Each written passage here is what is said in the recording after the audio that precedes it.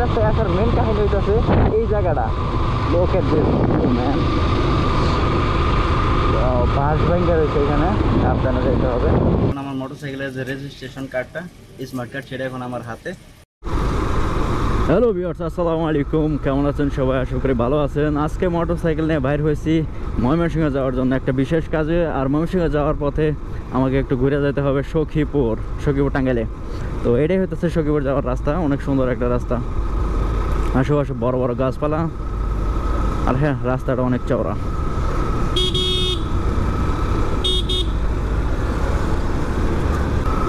এইখান থেকে সখীপুর খুব একটা দূরে না, একদম কাছে বললেই চলে।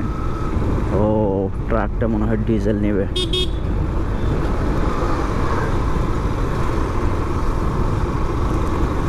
এইসব রাস্তার মধ্যে যে কোনো টাইম যে কোনো জায়গাতে গাড়ি ঢুকাই দিতে পারে, সতর্ক থাকা অনেক জরুরি।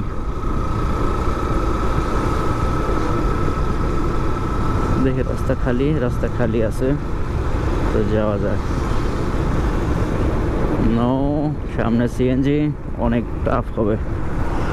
বৃষ্টি পড়তেছে, আর বৃষ্টির মধ্যে রাইড করতেছি। হালকা হালকা ঘন বৃষ্টি পড়তেছে, আর আকাশ মেঘাচ্ছন্ন। আর জঙ্গলের ভিতরে রাস্তা দেখতেছেন হালকা ভিজা রয়েছে, বৃষ্টি হইতেছে। তো আলহামদুলিল্লাহ এখন বৃষ্টি নাই, কিছুদিন আগে সম্ভবত এই দিক দিয়ে ভালো রকমের বৃষ্টি হয়েছে।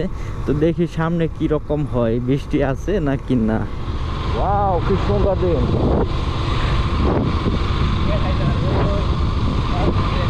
রোদ উঠে রয়েছে, আর ওইদিকে কিরকম বৃষ্টি আসছিল। বৃষ্টির সময় আমরা গেছিলাম ওটা গাছ গেছিলাম, আর এইদিকে কি সুন্দর রোদ উঠে রয়েছে।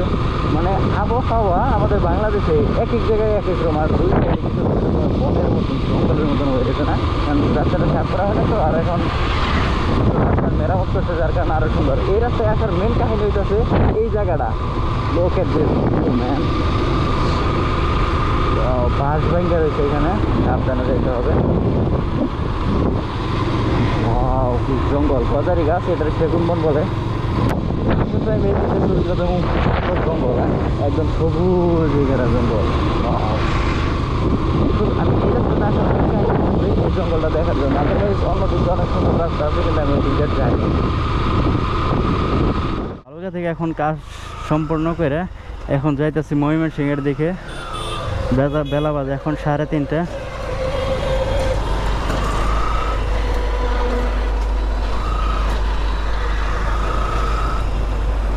সাড়ে 3টা বাজে। এখন আমি যাব ময়মনসিংহের দিকে। আর বালুকার যে জানি না সামনে কতটা জাম বাইজা রয়েছে,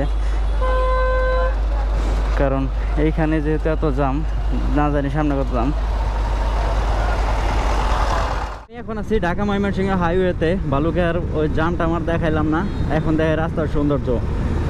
তো এখন আমার গাড়ি যাইতেছে 65-70, সর্বোচ্চ 70 যাবো, আর বেশি তো আমার চালাইতে ইচ্ছা করে না। তারপরে ফ্রি রোড, যার কারণে চালাইতে আছি, আদারওয়াইজ আস্তে আস্তে চালানো উচিত। রাস্তার পাশের গাছগুলো অনেক সুন্দর, শুধু গাছগুলো দেখলে কাজ হবে না, রাস্তাটাও দেখতে হবে। রাস্তাটা এখন একদম ফ্রি, কোনো গাড়ি গুড়ি নাই। পিছনে দেখা যেতেছে অনেক দূরে, আর সামনেও একদম ফাঁকা। তো তাই ভাবলাম আমি একটু গতিতে চালাই, খুব একটা না, 80, তো এটা আমার জন্য অনেক।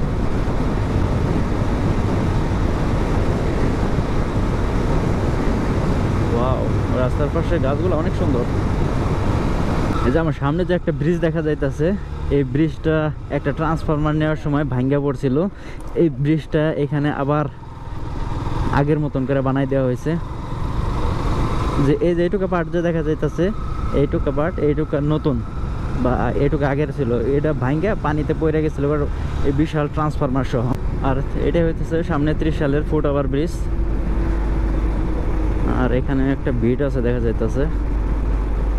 তো বিটগুলোর সামনে এলাকার ভাই ব্রাদার সব উল্টা রাস্তায় চলে আসে।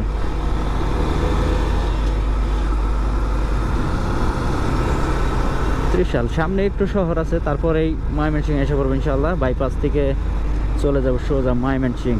কি দুর্গন্ধ এদিক দিয়ে, হ্যাঁ, মানে একদম নষ্ট করে রাখছে সব কিছু।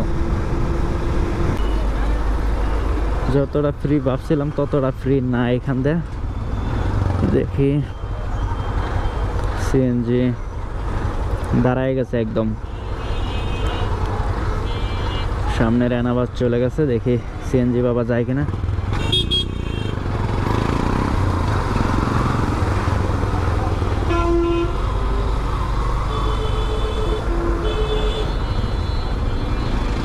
আমরা এখন আছি বিআরটিতে, ময়মনসিংহ অনেক কষ্ট করে আসছি, বৃষ্টি আসছিল যার কারণে অনেক প্রবলেম হয়েছে। একটা কাম সলভ হয়েছে, এখন আরেকটা কাজ, আর সেটা হইতেছে আমার মোটরসাইকেলের স্মার্ট কার্ড নেওয়ার।